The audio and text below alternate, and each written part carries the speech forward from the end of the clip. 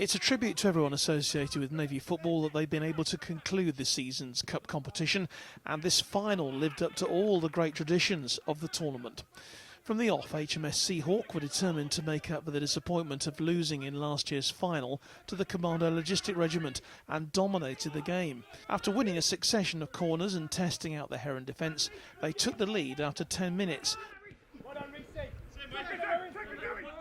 Matt Vickers taken out unfairly, said the referee. Fabian Virilli's free kick from fully 40 yards out fooled everyone, hitting the back of the net for a deserved lead. With manager Chris Ferry watching on for the final time after nearly 4 decades in Navy football, Seahawk kept up the pressure and should probably have added to their lead. But Heron gradually found their feet and got more into the game, and on the counter-attack 10 minutes before half-time they scored the equaliser. A deft through pass from Mickey Palmer, knocked by Sean Andrews into the path of Ant Carlisle, who saw the Seahawk keeper Sean Jackson Guy off his line, coolly flicking it into the net for 1-1 at the interval. Both of these teams were short of playing time, but they didn't let up in the second half, both having periods of pressure. Seahawk had this effort from Dan Quirk chalked off for offside. And they came close soon after when Mike Hallow's effort was well saved by Chris Whitton in the Heron goal. They eventually regained the lead with this very well taken goal from Ricky Shivlock to make it 2-1. And it stayed like that until 5 minutes from time. Heron pressed hard for an equaliser without any joy, but just when it seemed that Seahawk had shut up the shop, Heron struck.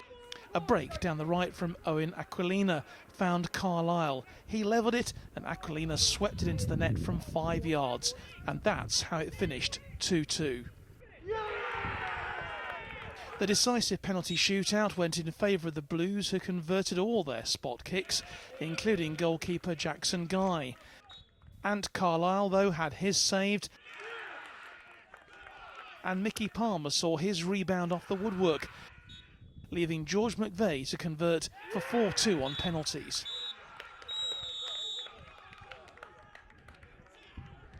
Captain Sam Humphreys lifting the famous old trophy, and pure joy for HMS Seahawk to take the cup back over the River Tamar to Culdrose.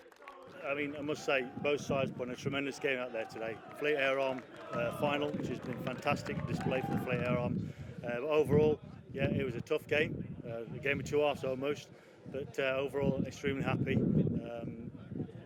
The effort the boys put in at the end. Over the moon to win this. We got to the final last year and lost in the last minute of extra time against the Marines, so we're over the moon to win it this year.